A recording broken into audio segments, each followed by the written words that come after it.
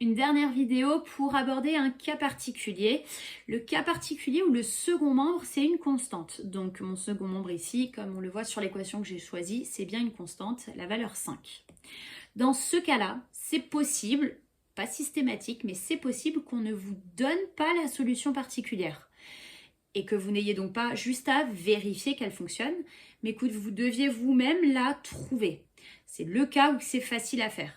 Dans les autres cas, vous vous doutez que c'est possible puisque le prof de maths ou la personne qui va concevoir le sujet, il faut bien qu'elle ait la solution à vous donner, donc c'est que c'est trouvable, mais c'est clairement d'un autre niveau et donc ce ne sera jamais demandé dans ce cadre-là.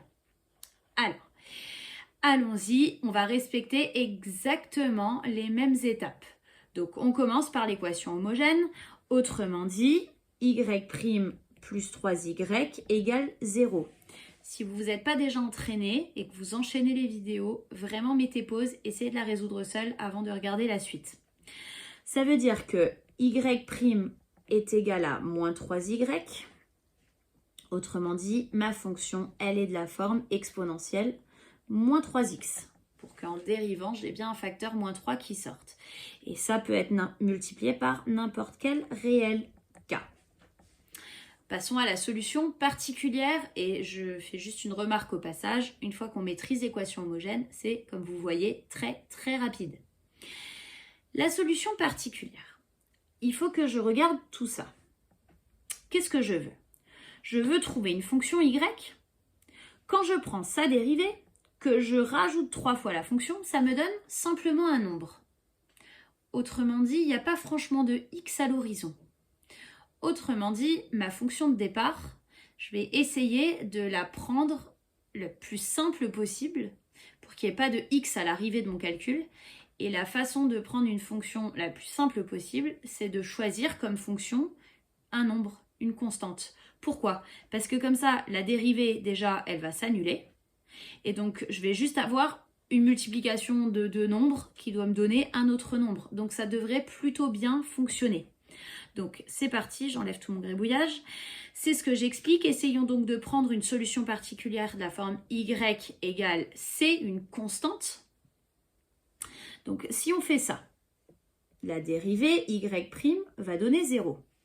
Ça veut dire que quand on va calculer y' plus 3y, ça va nous donner 0 plus 3 fois notre constante, puisque c'est comme ça qu'on a nommé y, et on veut que ce soit égal à 5.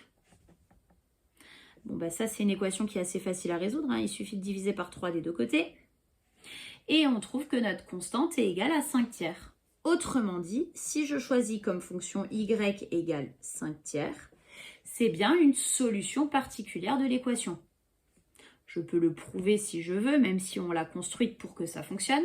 Mais si jamais vous n'êtes pas convaincu, si je considère la fonction y qui vaut 5 tiers, sa dérivée vaut 0. Et si je fais ce calcul-là avec cette fonction, ça me donne donc 0 plus 3 fois 5 tiers. Ça me fait donc bien 5, comme c'est écrit ici. Donc ma solution particulière y égale 5 fonctionne bien pour cette équation différentielle.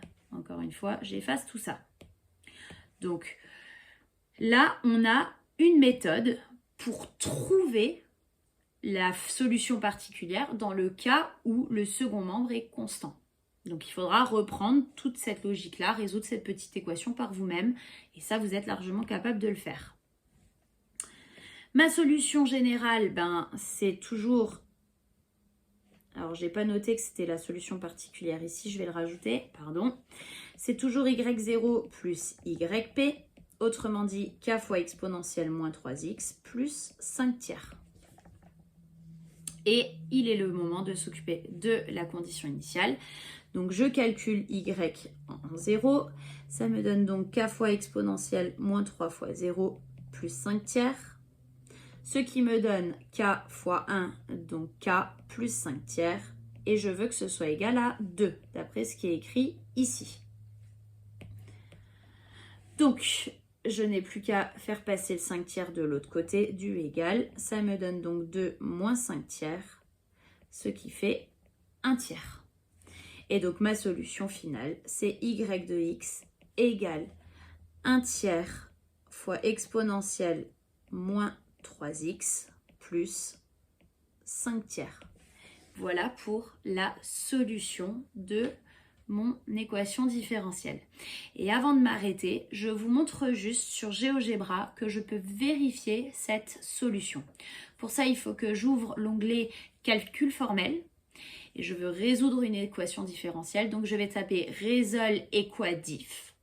Je vais venir noter mon équation différentielle, donc y' plus 3y égale 5. Et je vais rajouter ma condition initiale sous forme de coordonnées de points. Donc je rajoute derrière les coordonnées 0, 2.